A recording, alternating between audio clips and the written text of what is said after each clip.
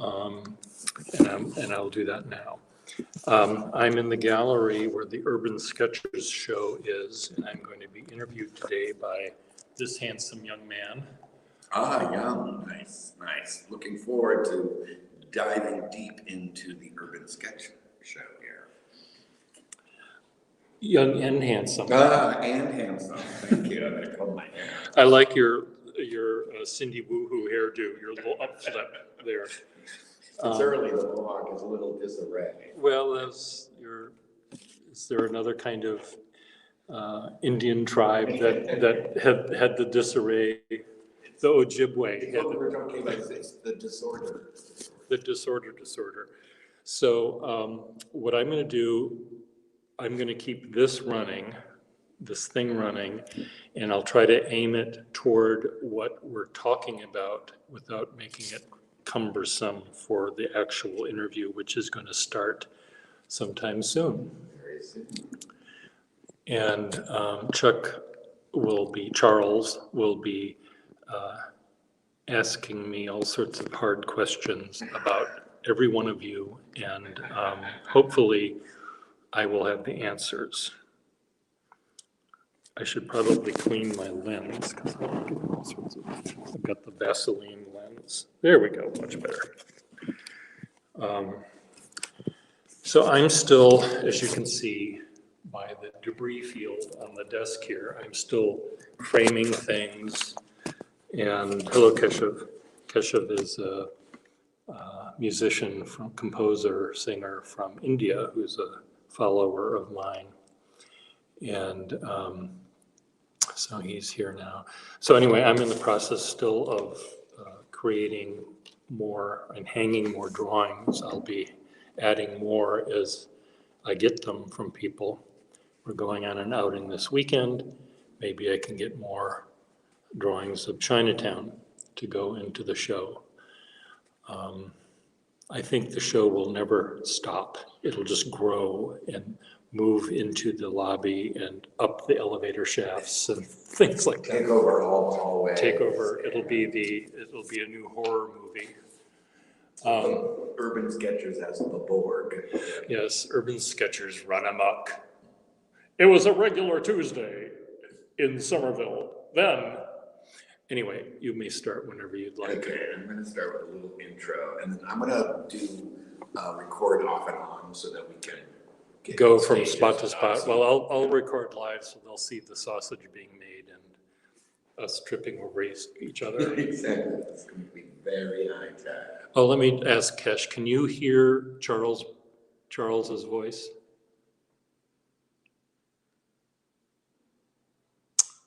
Testing.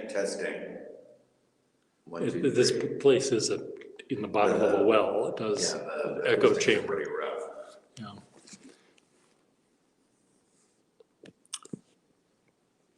Patrick Chassé would always talk about the acoustics in a noisy restaurant. We would talk about, well, why are opera houses so good? Because they have all those pooties up in the. So we had to staple gun a couple of seraphim and pooties, nail them onto the wall. Just to help with the sound. Help with the sound, yeah. Recording in progress. Oh, Good morning. This is Charles Baldwin, and I'm here at the Brick Bottom Gallery with Peter Gustafson. We are going to do a little tour and chat around the new show that is up right now in the Brick Bottom Gallery, the Urban Sketchers. We are recording on multiple screens. I'm doing a Zoom, Peter is doing a streaming from StreamYard, and we will get started with a little walk around the gallery and some stories that Peter has about the Urban Sketchers, some of the sketchers themselves, and a little bit about Brick Bottom. So thank you very much for joining us. okay, we'll go to the beginning. Oh, Oh, what did you do? Stop it? yeah. No. That's fine. It just will be a separate recording. You're able to splice it together, are you? Well, some of them. Somehow. I mean, you can do it again. It was only 1 minute long. It was just so irritating. Well, why don't we, in order to not make that mistake again, we walk pretty fast between between things. So I think we could continue to walk. So Kesh, can you hear? Can you hear Can us? you hear everybody? Say something. Say something. Hello, hello. Testing audio. Audio. I don't know, he's not responding. So that's fine. If it's just needing lip readers to translate this for us, we can. I suppose I could just check on my phone whether I'm doing this. Let's do that. Let's just do it. Oh, I didn't bring my phone down. Well, we won't be interrupted. Yes. So let me see here if this is. It is going. So I will turn this off. Okay. So ready to start again? Recording in progress. Good morning. This is Charles Baldwin calling in from the Brick Bottom Gallery. I am here with Pierre Gustafson to do a little chat and show and tell. Current show is Urban Sketchers, which is a group of people who sketch an urban environment. Generally urban, but we've been known to sketch the bucolic countryside from time to time. Countryside as well. Okay. And we're going to spend a little time sort of going into the show and hearing some of the stories. And Pierre is doing this on StreamYard and streaming live. I'm doing this on Zoom, and we'll be recording it so that it goes down in history. Thank you for bearing with us as we deal with the correct buttons. Exactly. Press the correct button. Otherwise, we have to do take 3. Recording stopped. Okay. Recording resumed. How dare you stop talking? I know I should have probably shaved or something. Well, ironed a shirt. Well, of course, I was laughing because this is essentially what I was sleeping in last night. But Oh, it's fine. We don't need to go. One thing that you also might want to do in future, I'm not so much Gustafsson as Gustafsson. Oh, you're a Gustafson. Gustafsson. Okay. I have friends with the same last name, and they are Gustafson, but you're Gustafson. Gustafsson, yes. Okay. So, are you started again? Yeah, I'm going to start again.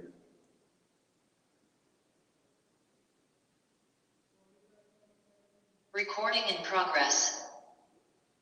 Okay. All right. And so here we are in the gallery with Pierre Gustafson and the Urban Sketchers sign. And this is and Pierre is streaming and showing me. So Yes. This is a little bit of everything here. A little bit of everything. Okay, so the show was set up so that the first thing you would see as you walk in the, I'm having a mishap here. What did they call that one? What's her name's boob fell out at the wardrobe malfunction. I'm having a technical malfunction here. Okay, back camera. So the first thing you see as you enter the gallery is the Urban Sketchers sign directly ahead of you. And underneath is a very welcoming bench. Yes. I moved actual furniture down here rather than the cold, hard pedestals to sort of make it seem homey. Well, Anyway. I also think that, the show is so dense and so deep, it's nice to have little breaks. Who are you calling dense? Yes, you have to sit down. And so anyway, Urban Sketchers, this was a sign that I started to make and realized, well, I'm having too much fun here. I have to let my fellow sketchers have fun. So I assigned, or people that wanted to pick a letter would pick a letter. And Claire picked the C with kitties, and Gustavo picked the E, Johnny picked the K, etc. And we had fun with this. And to the left of that sign is the question, who are the Urban Sketchers? Well, That's an excellent question, Pierre. well, who are they? Who are the Urban Sketchers? Well, we are meaning a number of people. In this case, there are more than 50 people represented in the gallery. The gallery is showing 1,001 sketches on the walls So far. but I'm adding more, 1,002 as of this morning. So I started out with the first grouping, which is this biomorphic organic shape, because I didn't want to have it be too organized and too regular. I wanted to have it have a little bit of chaotic feel to it.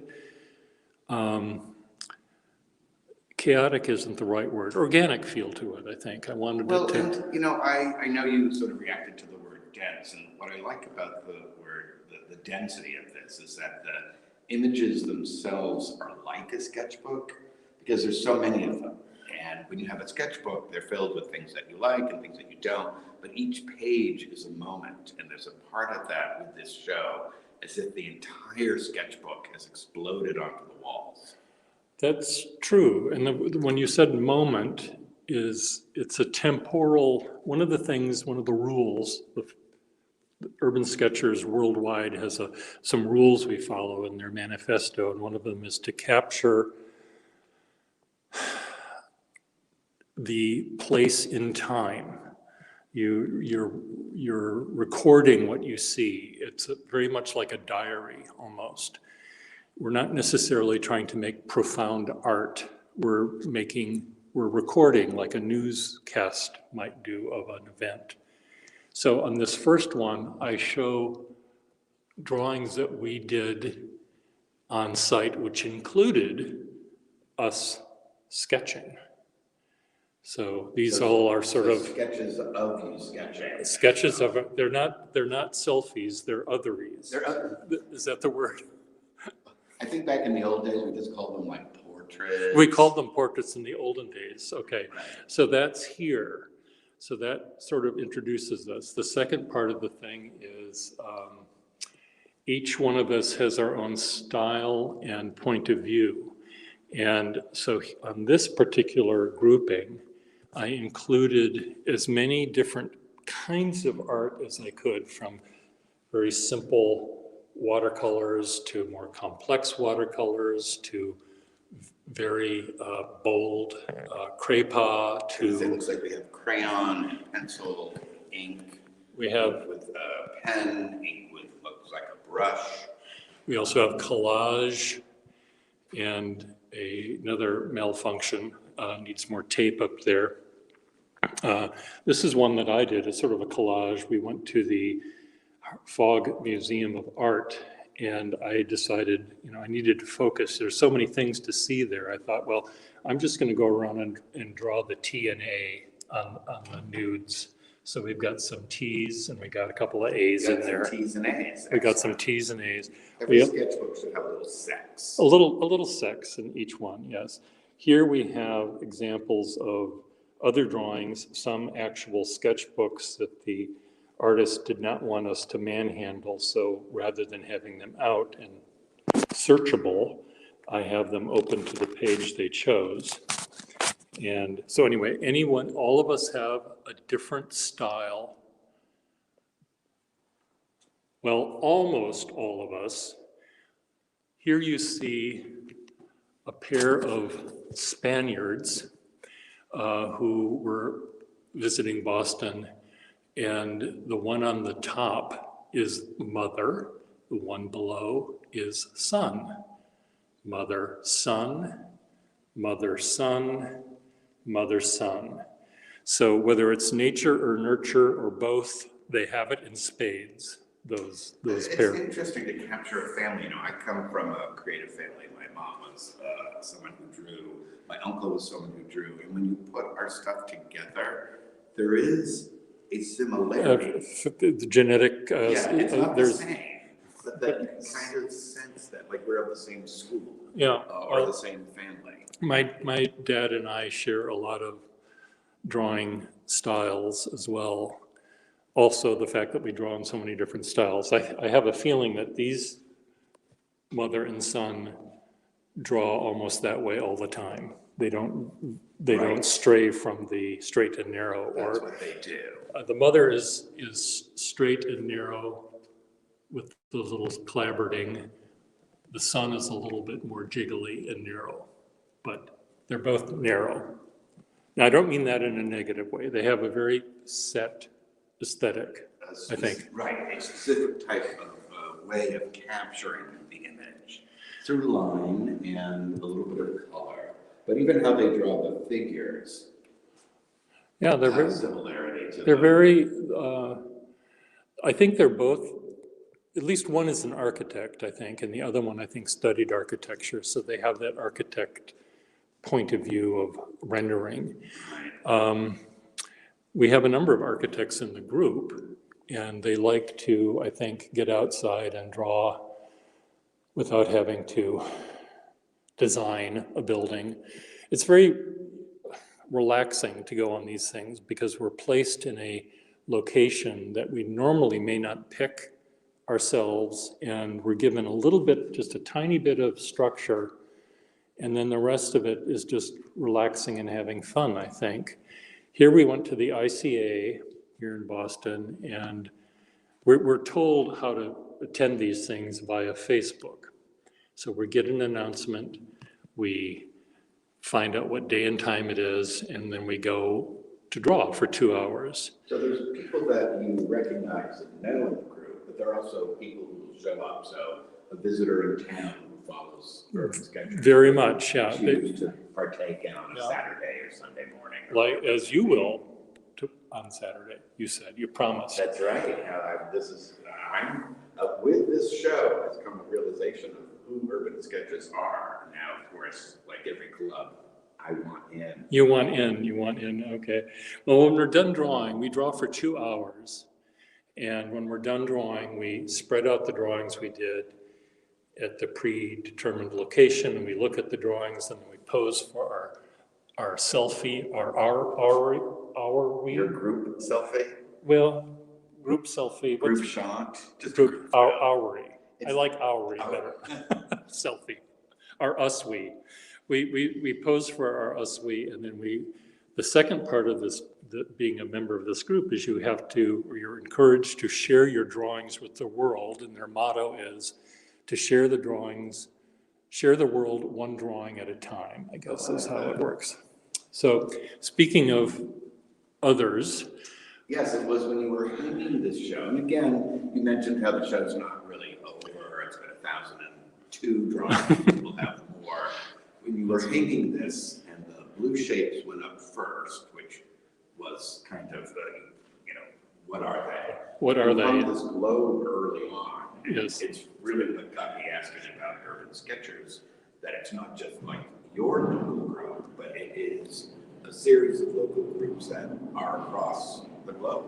Across the globe. And this grouping here represents people who visited Boston for a short time, sometimes just a layover of a few hours on the way back to China. This person came in and drew, and I found the person on the worldwide urban sketchers group. I did a search for Boston and found people who were visiting here, and I said, could you please be included in the show? And here's a little secret. Many of the drawings on this wall, because they are from people from all over the world, I had them send me a high resolution image, which I printed on different kinds of paper to have a verisimilitude that I wanted. And I think even if they were maybe a little smaller than real life, some of them actually might be a little bigger than real life, because I don't see what the drawings are, I don't really know. They do convey a good 95%, I think, of what was actually there.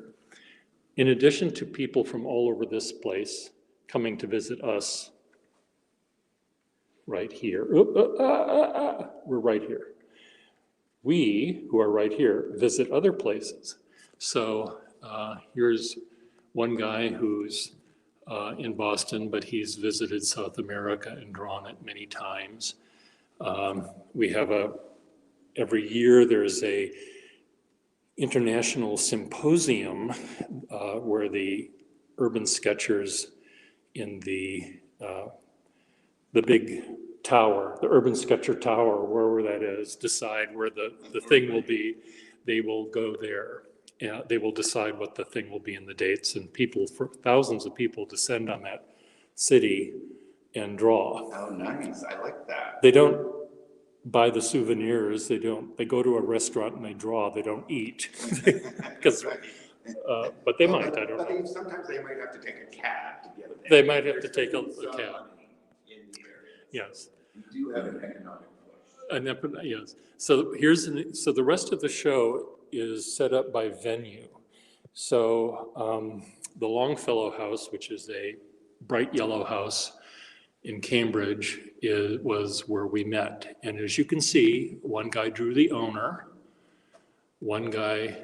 two people drew the actual structure, someone drew the flowers, someone drew the bunnies in the garden. I drew on yellow paint swatches because I knew the house is yellow. I drew architectural details on yellow paint swatches. So even though you come together and you choose a site, what the urban sketches do based on who's there is that sort of your personalities are revealed by what you choose to draw. Yes. It's not like everyone sits down and then we're going to draw a house, because obviously, even in this context, some people drew the house, some people drew Longfellow, or I don't know if there's a statue of him There's a there. statue, yes. Okay. He was not just That was like just- on the rocking Like, chair. I'll just put a bearded guy, call it Longfellow. No, I asked him if that was actually there, and he said, yes, I don't know where the statue is. It might be in the back in the garden somewhere. I don't really know. But it is interesting what we choose to draw, because The bunnies here are so interesting. the bunnies are very sweet.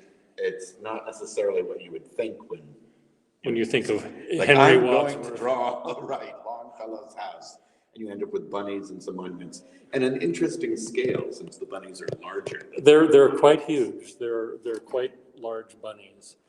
Over here, we often draw inside a building if it's rainy or cold weather. So the Smith Student Center at Harvard Square is where we draw and where we drew that day. And you don't have to draw, you can go outside and draw the Harvard Yard, or Harvard Square. But I drew inside, and I am a fast drawer. And I did about 10 drawings in the 2 hours. And this collage I made, which is very much like how I built everything else here, it sort of comes naturally to me to jumble things up. I included 2 or maybe even 3 trips to this in one piece. You had drawings of pen and ink on sort of tracing paper vellum. There was drawings on my iPad. And I had this frame that was stainless steel, which is what the building is made of. So it fit the frame. To this side, we have the Harvard Lampoon building, as drawn by 2 different artists. These 2 are the same, and that was a third. Inside the Smith Center, you see various people's renditions of the people, and the plants on the walls, and people again. And it is interesting. People that like drawing people draw the people. People that like drawing buildings will consistently draw the buildings. And eliminate the people. And when sometimes eliminate the people, sometimes add them in. Here is Harvard Yard. So the Kodak picture, the picture you would take if you were a tourist in Harvard Square, would be the out-of-town news building right in the middle of this island, this traffic island, and it's quite picturesque. Other people drew other storefronts, architectural details, people on the cafes. Yeah, Harvard Square's obviously got a lot going on, because here we have the classic sort of New England brick, the academic institutional brick. Yeah. But we also have this great Art Nouveau front. What building is this? I know this building. It's not Levitt and Pierce, it's something else. Yeah. I don't remember what that is either. But it's like, oh, I have to go back to Harvard Square and remind myself what building that is. But one of the things about Harvard Square that is so fascinating is that the world kind of goes through Harvard Square. It's the university, it's the visitors, it's tourists, it's people who work in there. And so it's such a people place, people coming in. Yeah, a lot of buskers out there, musicians, You've got buskers, medges, you've got people just hanging out. and you've got the crazy people. Everybody's there. Everyone's It's there. The world goes Everyone through is Harvard there. Square. In the Smith Center, it was very difficult for me to concentrate because there was a Bible study group in there, which I think should be illegal. They were talking very loudly about some verse or other, and it really turned me off. So this, Now we'll go over to the garden. now let's go over to the garden. And the statue of George Washington. So here's the Boston Common, Boston Public Garden, and I also included drawings of the Boston Common because I didn't have enough of the Boston Common. One of the things I did was I hung every item that I was given. This group is very democratic, and for me to say no to anyone would have been against the spirit of the group, if not some actual rule. They don't have a rule, an actual rule, but I'm making them have it. It's a principle. The principle is everyone that wants to do this is equally valid, regardless of their skill set or. You don't have to raise your hand and swear an oath to. Sort of declare myself one type of person or another. No, you can be whatever kind of person you want. You just sort of have to be a realist. You do have to draw what you see. You can't draw unless you actually do see aliens walking around. And actually, we have to go over here. Is what we have an alien? We have in this picture by Johnny Bluesit, rather, he drew a security guard in horns and some sort of alien spaceman in the student center. And I thought it was done during the science fiction sci-fi movie week that they do in Harvard, but where people do dress up like that, but that did not happen. This could be the shaman from QAnon there taking over the practicing his takeover. Anyway, so one of the things I did also here was in order to help make decisions for me, because in this particular grouping, there might be 80 drawings. Now, how am I going to put these together? And I decided that the things in the middle are the things that you would see sort of if you look straight ahead of you. If you look down at the flowers or the manhole covers or whatever, I put those drawings at the bottom, and if you looked up at the treetops or the tops of very tall monuments or statues or church steeples, I hung those higher. So stoops low, steeples high. Steeples high, shadows are low, and flowers are low. And again, it gave me,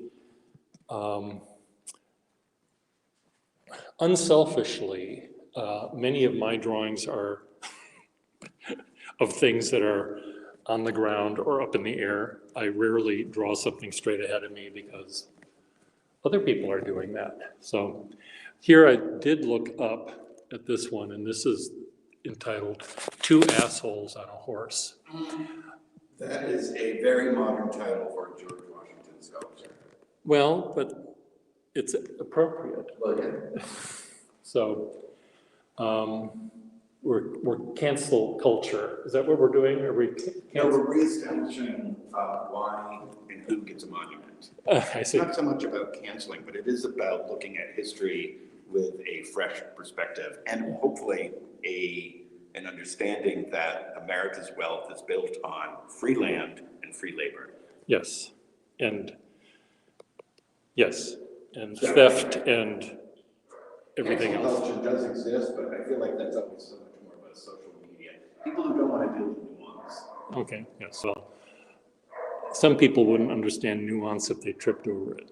And this show, Is I'm bringing it back to the urban sketches. Yes. Is filled with nuance. Filled with nuance. The slightly varied perspective of many people looking Like at at the same, environment. at almost the same thing, if not the same thing. Here you see the Customs Tower in Boston drawn. These are all drawn by the Spaniard mother. Meanwhile, the son was drawing the Spaniard son was drawing the Paul Revere house. And, but this is Ursula's drawing of the tower. And my drawing of the tower is here and a couple of other places. It's also here in the reflection of the car, on the car. Yes. And then again, up high, we have the steeples, Old North Church.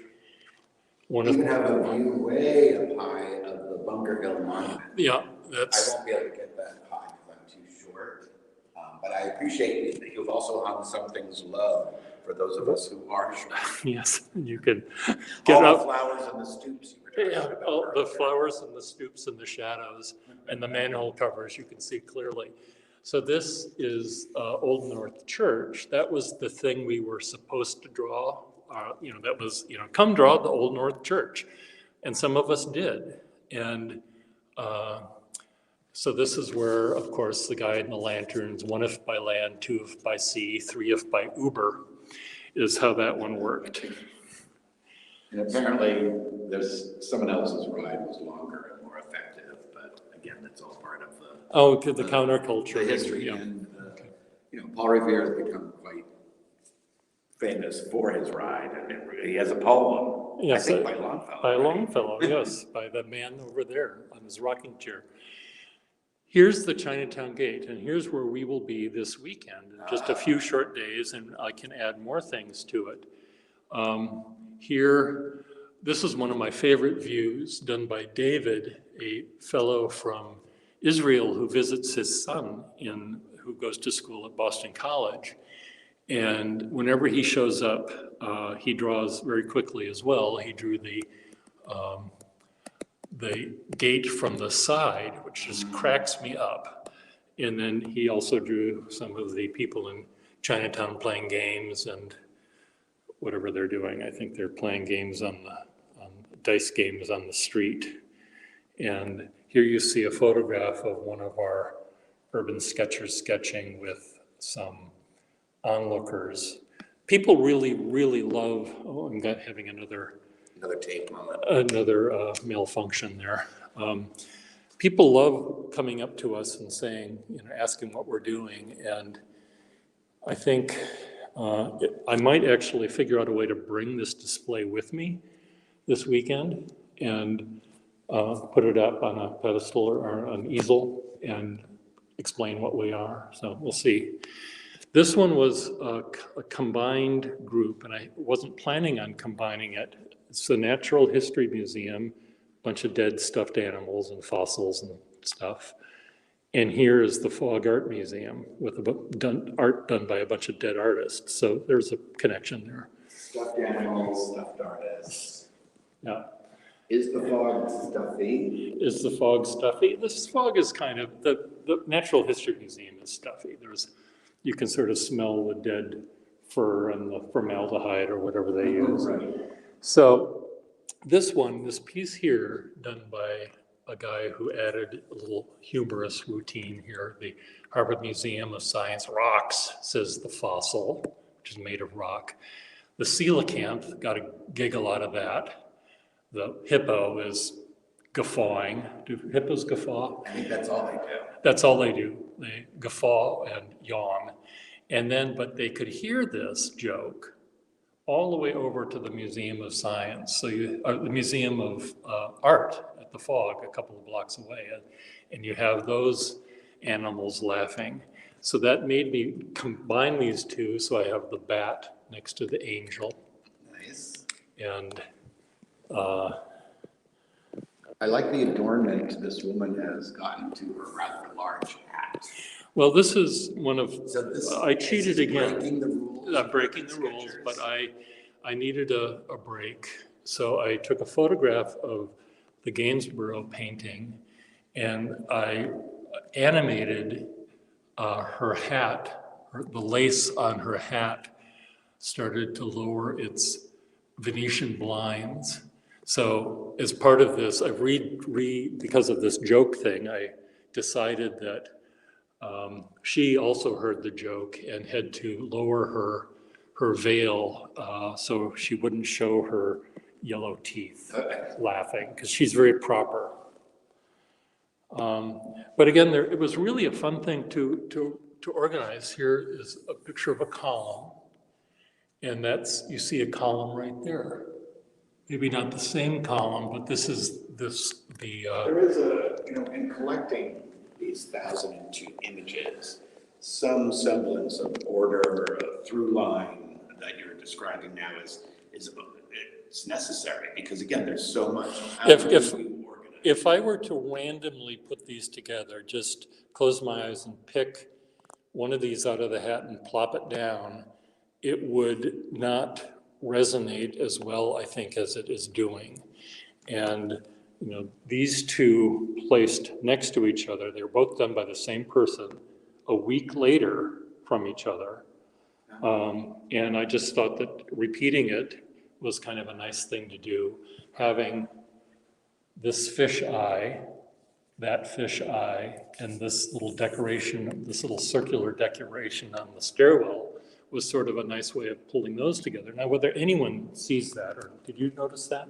I will notice it now. Oh, you will notice it now, But okay. what I have noticed, and it's similar, is again, sort of a recreation of images. So in this case here, you've got it might even be the same sculpture of the horse, but by gathering the Natural History Museum, you've got sort of animatronics, animals in this area. Yeah. You've explained the joke, but there is a recreation of, part of it is urban sketchers, so you're always going to end up with, Similar groups scene. of people, because for those of us who sketch in a cafe or an outdoor place, that's often what we see. And these three were done at, I think, 3 different times. We've been to these venues many, many times, so we see them again and again and again. And some people just don't go further than the front door, really. They sit right down and they're eager to draw, and they draw. And so these people enjoyed drawing the courtyard of the Fog, where many others of us went and drew paintings and sculpture. Now, so this was an interesting thing, though. I was asking someone that was here the other day, we're not allowed by our rules to draw from a photograph. So I was wondering if urban sketchers existed before the advent of photography and we went to a museum and drew from a painting or made a drawing of a drawing, would that be cheating? Is that still part of the rules? Right? Is that, so they might have, thou mayst not draw. Well, I would imagine, though, if the photograph was framed and hung in a gallery, could you draw from that photograph? You could draw from, I think if you included the frame. The wall. And the frame, wall. And perhaps someone looking at it. And someone looking at it, I think that would count. So here's where I took a little bit of gerrymandering and I combined the north end, Back Bay and the south end into one group.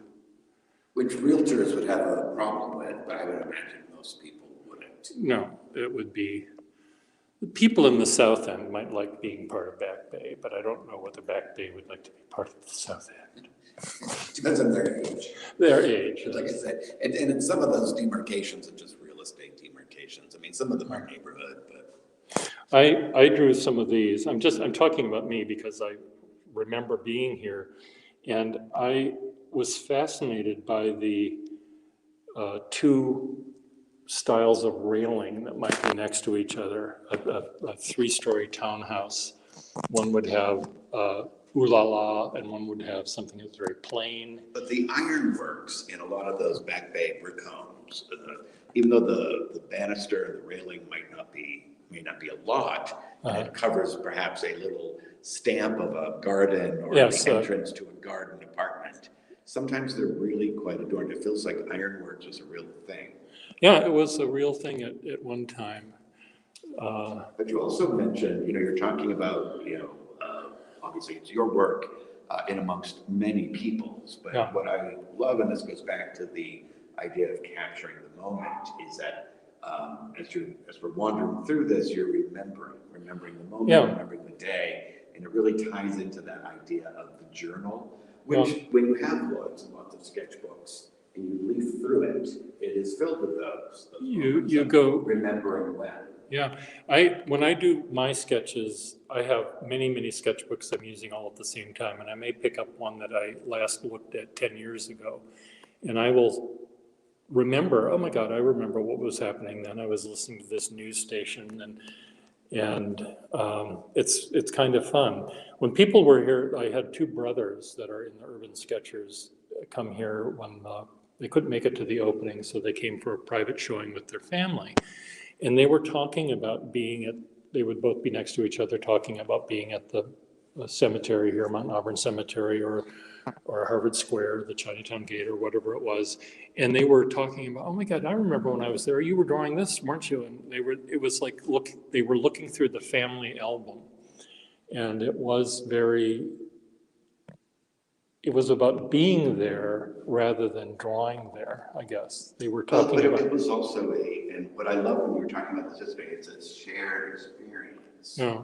So, like leafing through the photo album, oh, I remember when this photo was taken.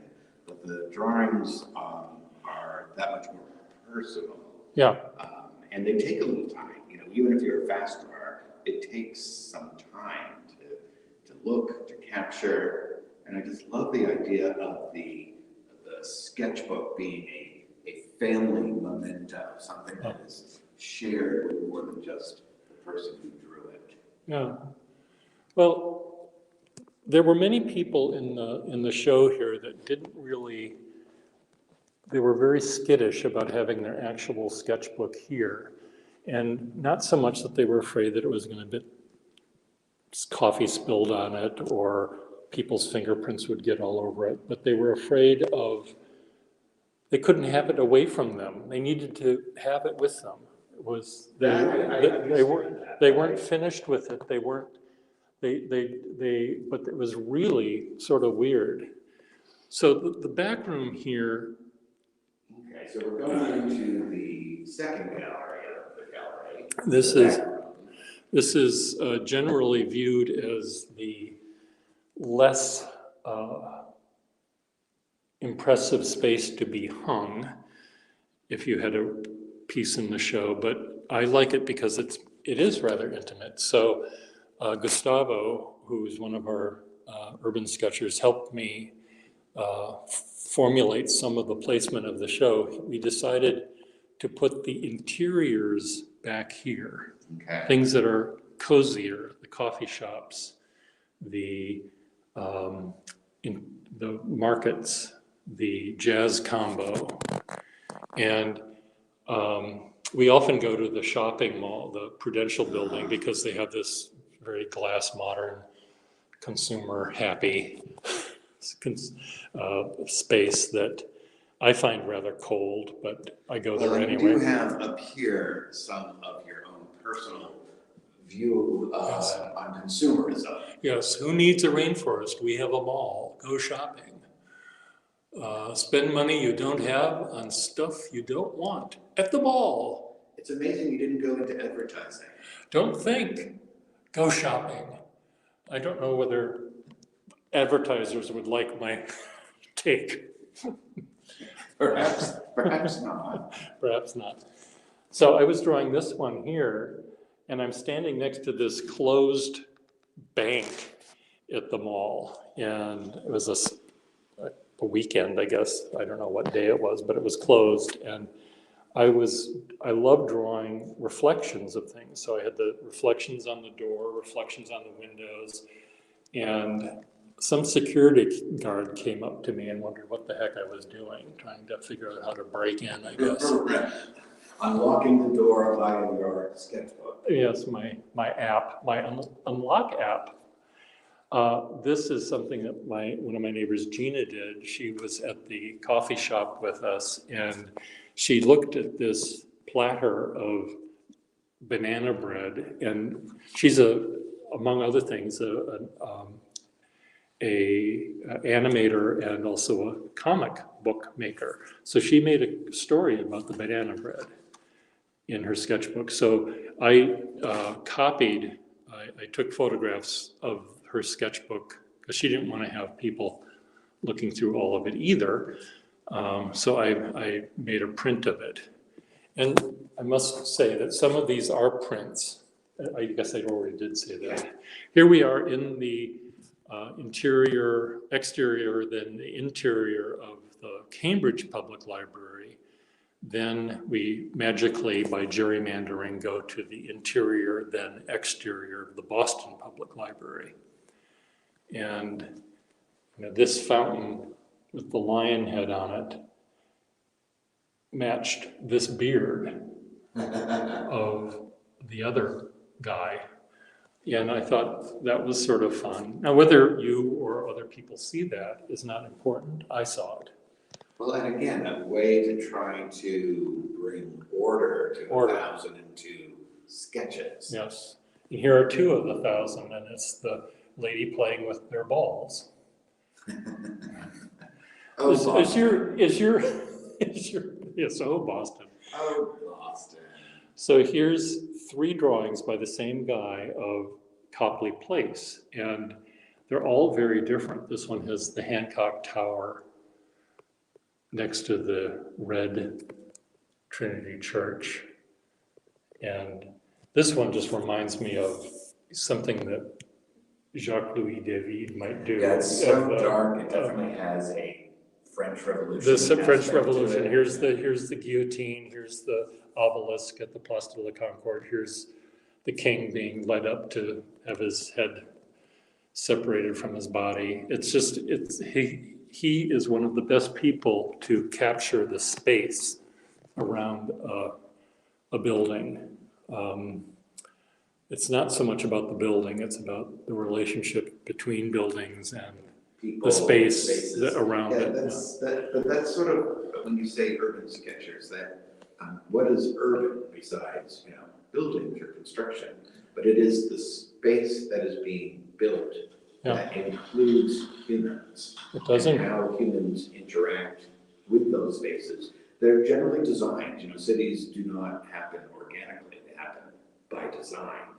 Except for Boston with the cows, those silly cows Right. making our The streets. roads, yeah. But however, they just paved them, so that was by design too. Yes. Like, let's keep these trees. Let's keep these. Well, I love, it must drive people that are trying to figure out how perspective works crazy, because all of the lines that recede toward the distance do recede on the horizon line, but the vanishing points are everywhere that you could possibly imagine. So it's I would imagine Boston works very hard not to have any vanishing points whatsoever.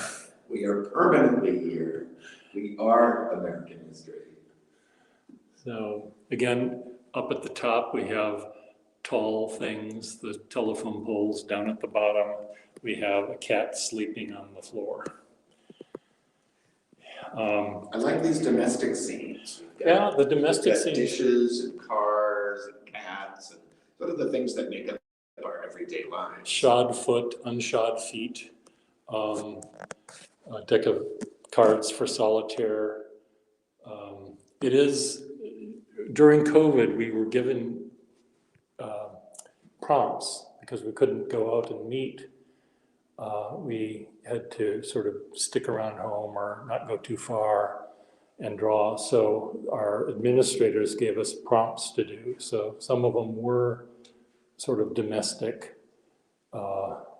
Everyone has a living room. Well, almost everyone. I don't know whether any room in my house. If they don't have a living room, they definitely have a kitchen sink. They have a kitchen sink, and my kitchen sink looks almost like that. In fact, that inspired me, that picture inspired me to do a set of drawings. clouds at the top. This represents the leafy suburbs and the houses. Then we get back in our cars and commute. We have to get gas at the Citgo. That very classic Boston landmark. Yes, and Historic even. historic. These are my drawings again, and I started drawing the Citgo sign, and I was drawing many of them, and I thought of Hokusai's Mount Fuji series. So I thought, well, I'm going to do 36 of them, but I only managed to do about 12, so I've got another couple of dozen.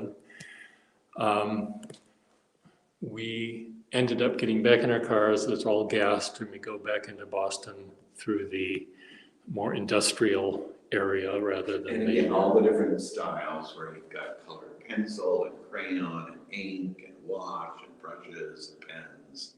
line and value and point of view and scale, and it's all a big mix. And then we finally end up at Brick Bottom where Where it all begins and ends. where it all begins and ends, and we have people's renditions of my building where I live.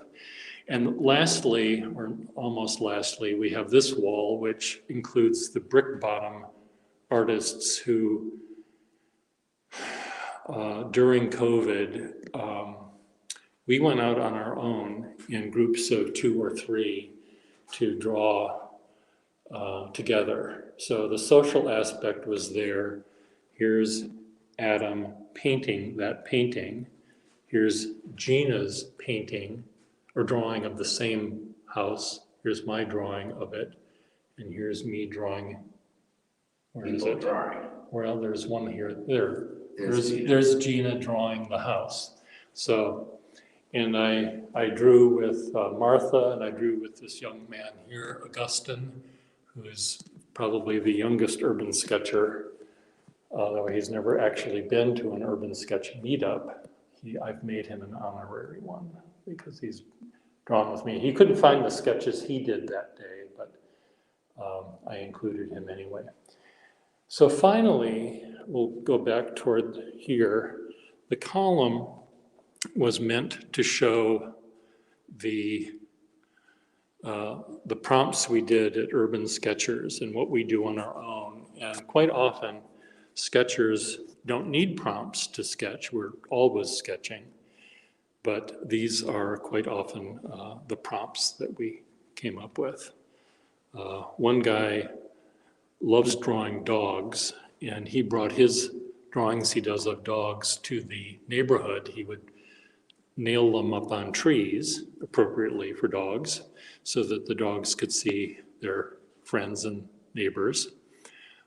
This guy is taking a virtual trip. Again, he would be, quote, cheating by the Urban Sketchers rules, but A lot of rules were bent. a lot of rules were bent during this. So he is taking a virtual trip down Route 66 and doing watercolors of that.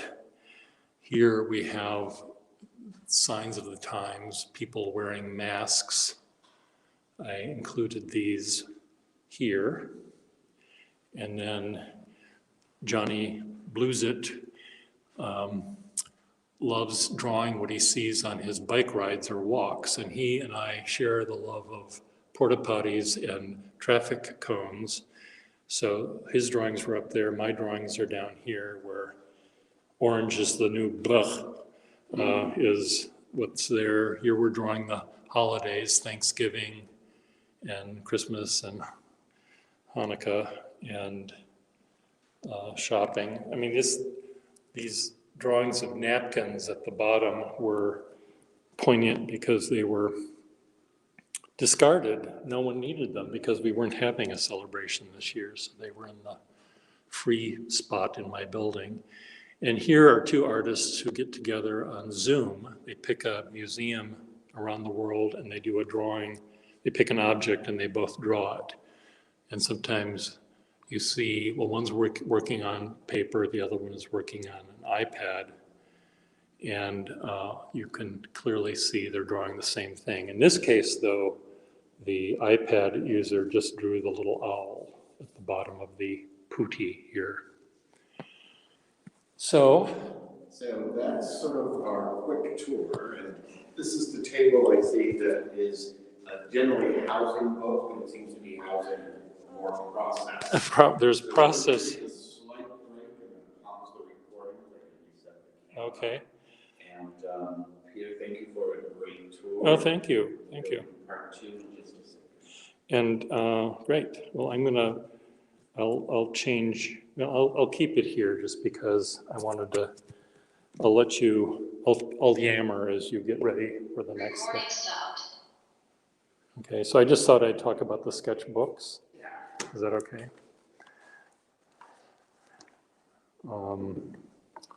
And then we can call it a day. No, that was good. Are you ready to just do the sketchbooks or I no? need some coffee. You need some coffee. I need a break. You need a break, okay. Well, I will turn Just a my, wee break. a wee break, okay. You are still streaming, so. I know, I'm still streaming, so we'll go to the front camera so people can see our pretty faces. So you need you need a wee break. Do we need a wee break? Do we need those as well? Nah, we're okay. I haven't hit that age quite yet. Okay. Something I'm aiming for. No, it was interesting, even in walk around, because I've come in a couple of times, and like I said, there's a lot. It takes a while to kind of dive in. And even with this walkthrough, seeing different pieces, partly because I'm following your tours or looking at different things, but as I'm looking through the screen, different things catch my eye. Particularly, I guess it was in the other room, the dark drawing of Copley Square was quite, just really beautiful. It is. It did have that kind of French Revolution look. Yeah. I saw it right away, and yet it's purely just based on his style, maybe the charcoal, because it gives it a period, it's not an iPad drawing. Yeah. He does use, he's a retired architect as well, and he uses a medium that is rather antiquated, the red Conte crayon, the black Conte crayon or charcoal, but he also does very modern looking things too. And his work, and he also does sculpture. He's just an amazing artist who loves the city, loves building. Most of his images are of the city, but some of them are of the figure, and they're fun to look at as well. Okay. So I'll let you know how to follow him. So I'll let you start it up, and then I'll just talk about this. Recording in progress. All right, we're back back. here, and we're now at the table in the center of the gallery, which has a number of books and also part of your process. Part of my process, there's Board, tape, tape, scraps glue, of things. scraps of paper.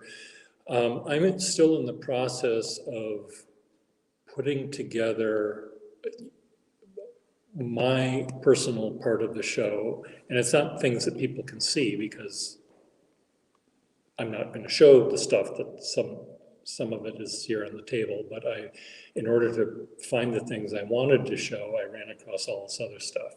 So I'm taking this opportunity to do some spring cleaning and spring organization.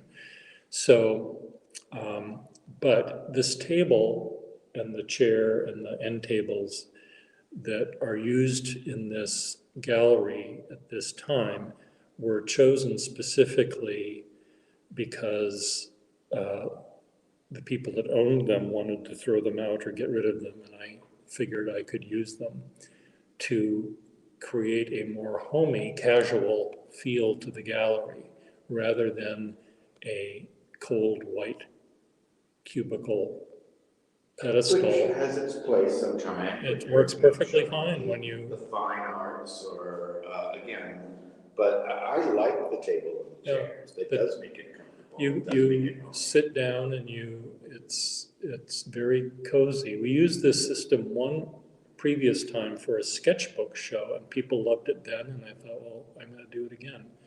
Because it did invite people to relax and sit down and spend some time looking through things. So on this table, I do have sketchbooks that people did allow us to look through.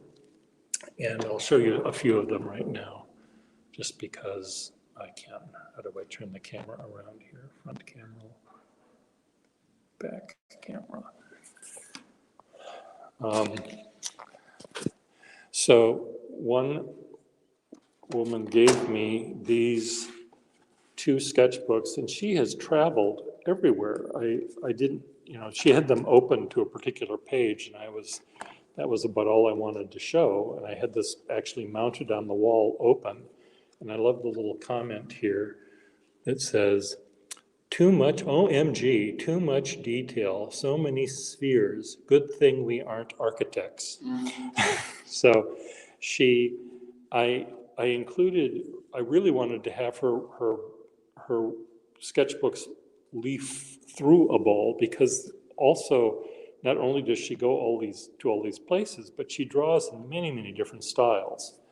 Black and white, kind of more abstract, to very detailed, too many spheres, not enough spheres. It's really, really fun. And I always find that it's so often the style is affected by the tools that I want with it. Yes. If I've got crayons, then the sketchbook is going to look one way. If I've got a pen, It looks another way.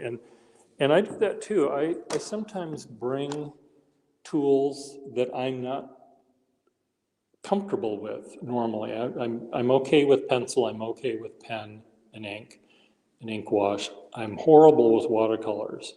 I'm not very good with really big, broad pencils, but I bring these because it allows me, because I'm not doing a job for a client, I'm not doing a job for myself, I'm having fun, so I'm gonna have fun drawing with tools that I normally don't use. So here's this book that was being discarded here in the building, Al Held's drawings. And this is what his drawings look like. And I thought, oh, come on, Al, you can do better than that. Well, no, he can't, but I can. So I took this book with me and I used this as a starting point for the cantilever bridges that are raised and lowered on these big round gear things. And there's the Boston Garden, and here's the Zakim Bridge, and the Cantilever Bridges are over here. So I had fun taking this book and having two types of fun. I was able to draw what I saw, but I was also able to have fun with the original thing. the shapes that he had drawn. He had drawn. So this shape became my bicycle, and there's Andre and there's Howie drawing the science bridge, and it's really was fun. And this one, this this is the dishes. I love this is my I was inspired, and I'm often inspired by people that I see here. This is one that Adam's painting of the dirty dishes made me think, well, I've got dirty dishes. I've got pencil. I can do that. So here's what it looked like. And then I took off the top layer and then found the bowls underneath that and took off that layer and did another drawing. And then I later cut them out. But so this is a plate that has a butterfly in it. I'm not on the butterfly diet. It's printed on the plate. Okay, it's part of the ceramic. It's part of the not a leftover. It's not a leftover food group, no. But a compost. And so it went down like this until I get almost. I just couldn't get myself to actually clean the sink. So when I was done drawing, I dumped them all back. So there was no actual dish for cleaning? No, why would you do that? Why would you do that? It was analyzing my diet over the past week. So one last thing I did for the show is outside the gallery. We have a wall that we use usually to hang a piece or two from the gallery, from the show. And I ended up just hanging framed pieces under glass, just in the same way that I hung the work inside the gallery, just on top of each other and overlapping and sort of a chaotic look. And people are smiling at that as well. And that's one of the things I try to do. Not frames on the top of frames, but the environment that I grew up in, there was no wall space. It was always framed images, dense, filled. So that look I'm very familiar with. Yeah. So any other questions anyone has for us? Well, For this me? is such an exciting show here. I know that it's a long process that you're not done, and you're still adding, and it's 1,002 drawings. And how many artists involved? There's about 55 maybe. And I'm planning, Artists. yeah, and I'm planning this weekend I've been talking with people about submitting other work, because I look back at the Urban Sketchers Facebook page and their Instagram account, USK Boston, and I'm seeing things that were done over the last 4 or 5 years, and thinking, God, I wish I had that in the show, not because it necessarily is better than what's here already, but it's a very different style. We've had a lot of people that have just shown up 1 or 2 times, and they were here on vacation or here in school, and who knows who they are. I can't find their names. They don't often, in fact, I didn't put any labels up on this thing, sort of to emphasize the group aspect of it, how the group is more important than the individual. There is an index, though, that I have to finish that will, if someone absolutely needs to find out who did that one picture, they can. But I know that's, as we were putting things on the website, on the social medias, getting the index and the list of people, wanting people to be credited, but it's tough because, one, we keep adding, but I like the emphasis of the group and the action over the individual. yes, one of the things. That's a very appealing thing to me. One of the things I did when they were talking about the publicity for the show was, please do not put any single image out there. Have it be part of the group. Step back 2 or 3 feet. So there's always 3 or 4 pictures, and almost every picture here has at least part of it covered by another picture, because I didn't want to have someone somehow being better or on top of things. Now, that didn't always work out, I'm seeing, but that was part of my plan of having it all overlap. Also, if this show was hung like a regular show, I would need to have the Louvre to do it. Oh, yeah, so you'd be at Masnoka filling the walls because there's Every a wall. lot here. You'd also be investing in a lot of frames. A lot of and framing. Potentially glass if you put it in. And even if it was just pinned on the wall and you separated them by 10 inches or something from each other, then you see the one piece. And a lot of these pieces are very quiet, subtle drawings with just pencil or thin pen line, and it would be overwhelmed by its neighbors. So if you Isn't put that them the together. nature of the sketch? People sketch in different ways, and the intention of a sketch isn't to be isolated and viewed that way, but rather viewed in a book. So again, the recreation of flipping through a sketchbook is kind of what you've created with all the different images. I mean, even if you see only one image in a sketchbook at a time, you know that there's another 20 or 30 in that same book. Right. So you see it as a part of something else. Right, and not just like this grand work of art, but rather, again, about process, about the eye and the hand. I mean, that's always what gets me about sketching, that it's always about the eye and the hand. Yeah, they're very much about Well, for me, sketching is different from drawing, and that's different from rendering. And I think if I had to classify these, some of them would be drawings and some would be rendering. Some of them are more carefully done and more polished and more finished, where to me, sketches, almost all of my sketches are really loosey-goosey, and they're sort of meant to capture something really, really quickly, and then I go on to the second one. And the ones that with the exception of one person, I framed my work here, and part of it was, I have a lot of frames I wanted to use up, but part of it also was many of the ones that I framed, and that I framed rather opulently, are drawings that you wonder, well, why did he bother to frame that? It's just the shadow of some statue on the grass or something. But also, I framed the collages I put together because I draw 10 or 12 pictures at a time, and I want them seen as a grouping that I did at that time. So you sort of, in my mind, you have to see all of them. Right.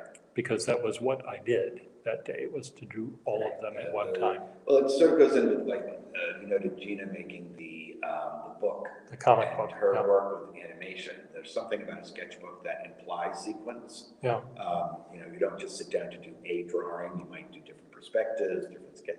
So there is something about time again, yeah. capturing the moment and capturing multiple moments. Multiple moments of you being there wherever there is, and you Well, and it see. brings through that idea, particularly in an urban environment, that an edifice or a square is static, Yeah. but that they are dynamic and they do Yeah. change, whether it's the light or the people or the animals or the plants. It's a dynamic site, Yeah, and that's part of it, I would imagine. So what's the Urban Sketchers on Instagram? Instagram, it's USK Boston, USK Boston. but you can Okay. also search, and the Facebook page is Urban Sketchers Boston. Urban Sketchers Boston. But there are dozens and dozens of sister or brother urban sketcher groups throughout the world. And when I go to Minneapolis, I go with them at Urban Sketchers Minneapolis. And when I go to Urban Sketchers Twin Cities, sorry. And when I go to Philadelphia and Baltimore, I find out if they're having a meetup when I'm there, and I'll join them. And so if you want to see whether there's a Urban Sketchers in your fair city, you can go to urbansketchers.org and find a chapter near you. There are fewer chapters than you would expect, because one of the rules is you have to get at least 20 people interested in having one, because they want to have a core group that they can count on to make it worth the while of the administrators who are local to that group. But you don't want to, you would get burned out if you tried to schedule things and no one would show up. So they want to make sure that there's a number of people there first before allowing you the use of their name, I guess. Okay, so Urban Sketchers is local, it's across the country, does have rules. Across the world. Find it across the world, and you can find it on the social media. Yep. And in our very own little Brick Bottom gallery here at Brick Bottom. Yes, you can see the world 1,001 drawings at a time. That should be the new motto. That's my motto. I like that. Okay. All right, well, I'd like to thank everyone, and Pierre, thank you so much. Well, thank chatting you this for morning. doing this. And we'll see if we can give it life on the YouTube. Okay. Bye, everyone. Thank you. See you. Thank you, Charles. Bye.